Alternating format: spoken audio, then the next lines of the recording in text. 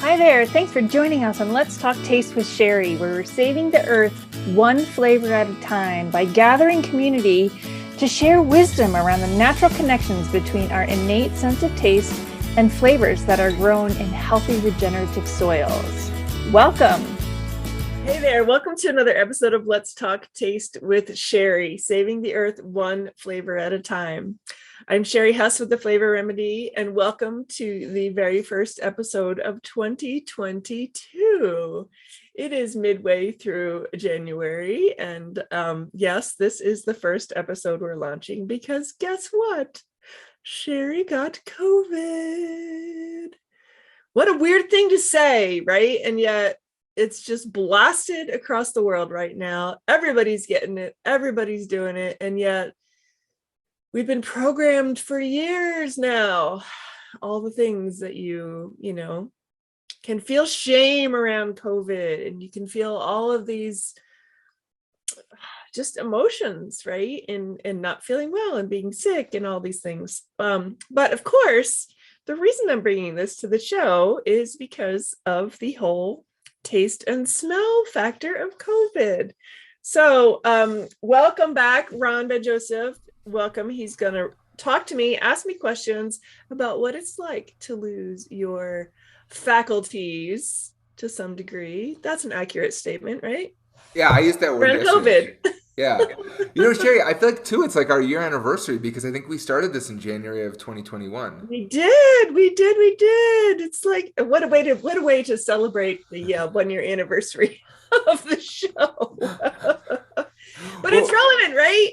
And if you think about it, like my very first guest on the show was Kline, who is a congenital anosmic, and we talked about COVID on that show. We talked about, everybody that was starting to have this experience of losing their sense of smell and taste and not being able to pick up on things. And here I am experiencing it now firsthand. And it was inevitable, right? Like it's inevitable. Every week, my clients are like, I had 1 week, 2 weeks ago, where literally in one day, 3 people had to cancel because they got COVID and they weren't feeling well. So it's like it's they're saying that it's just it's going to get to everyone at this point. So what's cool about talking to you about it is that depending on where people are in their COVID journey, it's interesting to hear. Like, I want to hear from your perspective as someone who's so in touch and so in tune with her sense of smell and her sense of taste.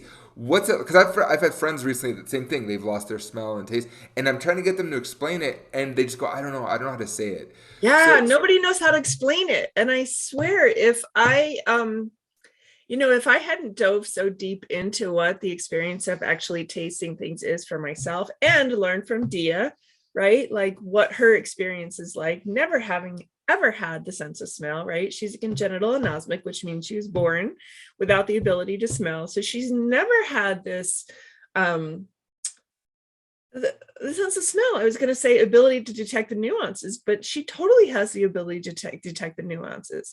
But the fact that we have had our sense of smell and sense of taste intact our whole lives, when this happens and it changes the dynamic of tasting, then you immediately go, I've lost my sense of smell and taste. And even when I'm explaining it, even to my friends, right, I'm saying, I haven't lost the ability to taste. It's the experience of flavor and tasting has changed because I can't smell.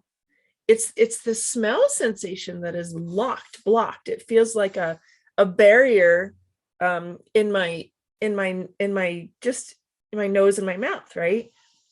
And I say my mouth because I know when I am eating something and I'm really trying to pick up on the nuances of things, I can feel when the roof of my mouth is detecting aromas, right? When you're eating, that there's like a sensation that travels up through the top of your mouth and into your sinuses. And, even though you're not experiencing it through your nose, I can feel it through the top of my mouth. Well, that's gone. Like, that's the part that's missing. And it's like this, I just keep explaining it like an energetic barrier, or this this resistance for the things to be able to just kind of like travel up into my brain from my eating experience. So it's pretty crazy. It's and it makes sense that people don't know how to explain it because they've never thought about the nuances of the flavor experience. But that makes so much sense because I hear from people like the thing that I've heard a lot of people talk about is they're like prior to getting it to what they perceive as a loss of taste, they the kind of the thing is like, oh well, I'll just eat vegetables all day, or I'll just eat the healthy all day, right? Because if I can't taste it, but then they're like, no, everything tastes like crap anyway, right? So it's really just the loss of that.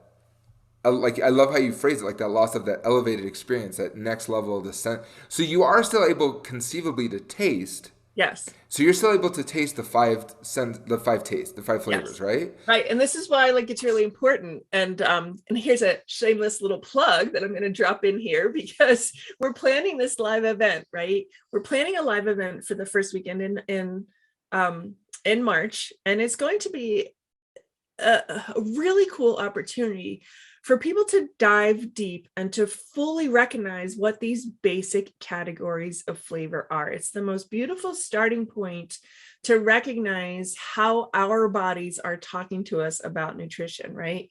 So for me, I feel like this actual like experience of COVID and having this, no one else in my house has lost their sense of taste or taste or smell. I'm saying it like that because that's how people explain it, knowing that I can still taste, right? But the tasting sensation, the tasting experience has changed, and I'm the only person that it is affected in this household. And it's that awareness of the bitter, the salty, the sweet, the sour, and the umami that I can still pick up on, right? And when, like, let's take a cup of coffee, for instance, right? People that drink coffee, they love the nuances of the aromatics of coffee, right? Well, when you drink coffee, when you have COVID, it's just bitter. It's just this kind of, and it becomes more offensive because it's all you're tasting, right? And this is why, like, just eating vegetables when you're, well, then I'll just eat vegetables because then, if I can't taste it. But the thing is, you can taste, right, these elements.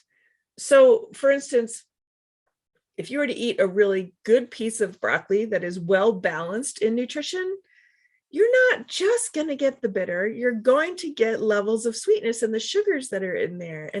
But you have to look for it, right? So if it's an older vegetable and it's lost its sugars and it's, not as fresh, and all that's left are like the bitter antioxidants, you're still going to taste that bitter and you're going to be like, oh, this is really kind of hard to get down because all you're tasting is the bitterness, right? So the complexity of nutrients in your food will still show up in these 5 categories of flavor. But it really depends upon the life of the food and the nutrient density and the complexity of the nutrients in the food is going to show up even when you don't have the ability to detect these nuances, right? So then, like along those lines, what can like? Oh, sorry, I didn't mean to cut you off, but No, go ahead. oh, is there something that people can do that aren't as like? Again, I see you as like you're so experienced, like you're so aware and analytical about like the different nuances and the textures and the complexities, right? We was talking about that. So you're still able to taste the components of this. What is someone who isn't as like adept in that understanding as you are? Like, what can we, the rest of us, what can we do to get through it in a much more kind of palatable way? Yeah, well, I think, the first thing, and this is what I'm really trying to keep my mind wrapped around too, is that, this is very likely a very temporary thing. So instead of just being like frustrated and angry and like, oh God, food doesn't even taste good anymore, right? And instead of kind of approaching it from that angle, I'm looking at it as this really great learning opportunity to be able to, it's like the jelly bean experience, right? That we talk about, that when you eat a jelly bean and you hold your nose, you can't tell if it's raspberry or strawberry or, pig vomit from Harry Potter, right? Pig vomit, whatever, right? It's it's it's just sweet. So having COVID is like the jelly bean experience without having the choice, right? So you're eliminating that smell, those aromatics that help to distinguish and create complexity and the beautiful aspects of food. But what it's doing is really simplifying for you what those 5 categories of flavor are. So when you're drinking your coffee and all you're getting is that bitterness, pay attention to also like the coating, the texture side of things, right? So these are the things that I've noticed. I can still get the 5 categories of flavor. In the coffee, I taste that bitter. In Indian food, so I ordered, I had Uber Eats deliver Indian food to me the other day, and I'm eating saag paneer, which is a spinach dish that has cheese, chunks of cheese in it. And I was blown away by the complexity of just those 5 basic flavors in saag paneer. It's spinach, right? It just goes to show the levels of flavor that in Indian dishes that have tons and tons of spices and tons of, layers of flavor in it. It was actually really delicious. It didn't taste like saag paneer, but it had all these different layers, right? So there's the bitterness, there was the creamy texture, there was some kind of sourness to it. I don't know if maybe there was some lemon in it, or they use amchur, which is like a sour. Amchur is green mangoes that have been dried up. It's a spice and it has a sour element. I've used it in my spice blends, and I'm just like, wow, this is really cool to pick up on all of those flavors. And it doesn't taste like what I know saag paneer to taste like, but it had lots and lots of layers of flavors, right? And it made it more interesting to eat just because it had lots of different things in it. So, it's a good opportunity to really hone in on the 5 basic categories, because I don't know this for sure across the board with every single COVID person that experiences this, but it's always been my suspicion. This was my suspicion when we talked to Dia a while ago, was that it was more related to sense of smell than taste. And just like you said in the beginning of this interview, people don't know how to distinguish or explain it because we've not focused on it, right? We've not focused on the eating experience as a way to recognize nutrition and to recognize how our bodies are responding to it, right? If we wouldn't be eating Doritos. It's like, if we were paying that much attention to it, we would recognize the importance of these things truly being a full experience and not one or the other, right?